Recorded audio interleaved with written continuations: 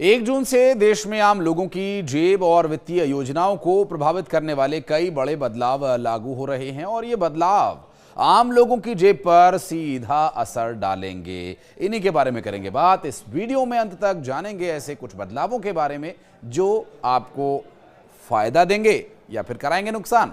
नमस्कार, मैं हूं आशीष त्रिपाठी। न्यूज़ 18 के इस डिजिटल प्लेटफॉर्म पर आपको बता दें कि अगर आप निवेश, बैंकिंग या टैक्स से जुड़े हुए हैं तो इन नए नियमों को जानना और समझना बेहद जरूरी है ताकि समय रहते सही फैसले लिए जा सकें।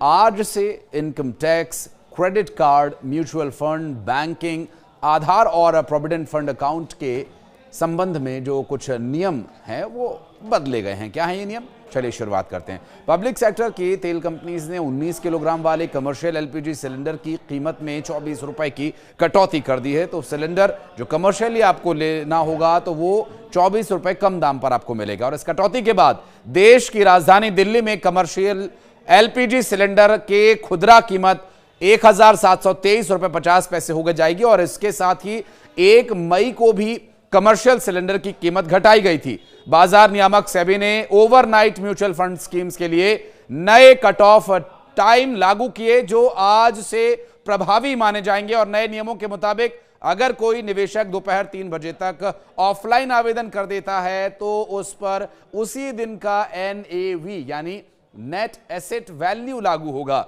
जबकि 3 बजे के बाद के आवेदन पर अगले कारोबारी दिन का NAV लगेगा। तो वहीं ऑनलाइन ट्रांजैक्शन के लिए कट ऑफ समय शाम 7 बजे तय किया गया है। और आज से कोटक महिंद्रा बैंक अपने क्रेडिट कार्ड पर रिवॉर्ड्स में कटौती और ब्याज दरों में बढ़ोतरी कर रहा है।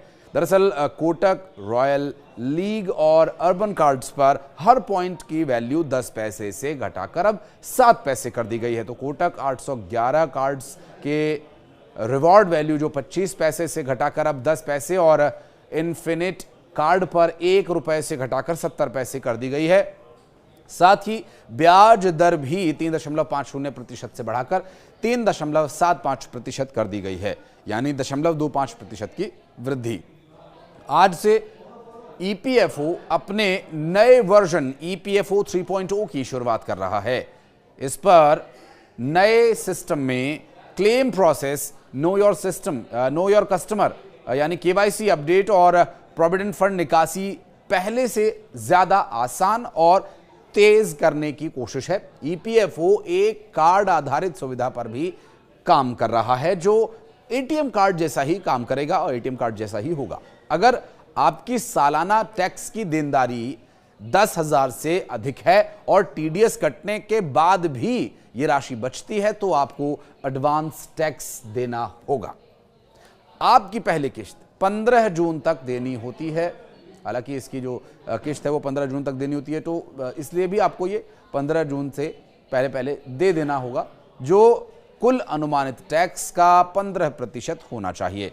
देर करने पर महीने भर पर 1% का ब्याज भी लगाया जाएगा। और एक्सिस बैंक ने अपने कई प्रमुख क्रेडिट कार्ड्स जैसे मैग्नस फॉर बर्गेंडी और फ्लिपकार्ट कार्ड के रिवॉर्ड स्ट्रक्चर में बदलाव किए हैं जो 20 जून से लागू होंगे। मैग्नस कार्ड पर अब 200 रुपए खर्च करने पर 12 EDGE रिवॉर्ड पॉइंट्स मिलेंगे जो लगभग 1.5 लाख रुपए तक खर्च करने पर लागू होंगे। और 1.5 लाख रुपए के बाद ये 200 रुपए पर 35 पॉइंट्स मिलेंगे, लेकिन ये क्रेडिट लिमिट के साथ जुड़ा हुआ होगा। दरअसल फ्लिपकार्ट एक्सिस बैंक कार्ड से अब मिंत्रा पर 7.5% कैशबैक भी मिलेगा जो पहले सिर्फ 1% था, लेकिन अब ये 4,000 प्रति तिमाही तक सीमित रहेगा। और रिजर्व बैंक ने इस साल 2 बार रेपो रेट में कटौती भी की है जिससे ये 6% पर आ गई है। अब ये उम्मीद की जा रही है कि जून में होने वाली मौद्रिक समीक्षा में 1 और 25 बेसिस यानी 25 बेसिस पॉइंट्स पर कटौती हो सकती है। और अगर ऐसा होता है तो लोन और भी सस्ता हो सकता है। UIDAI की ओर से आधार कार्ड की फ्री अपडेट सुविधा अब 14 जून 2025 तक ही उपलब्ध रहेगी। इसके बाद ऑनलाइन अपडेट के लिए 25 रुपए और सेंटर पर 50 रुपए चार्ज देना होगा। इसलिए अगर आधार में पहचान या पता अपडेट करना है तो समय रहते करा सकते हैं, अन्यथा 20-50 रुपए दे करके करा सकते हैं, उसमें कोई समस्या ज़्यादा नहीं है।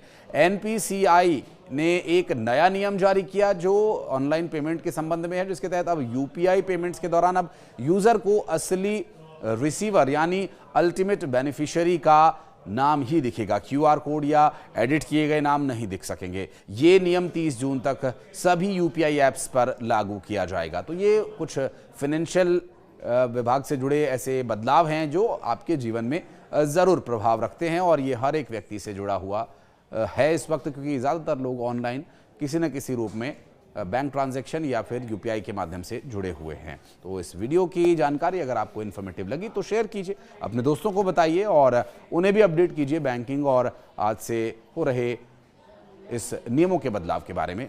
और कुछ कहना चाहेंगे तो कमेंट सेक्शन में आपके लिए दरवाजे खुले हुए हैं।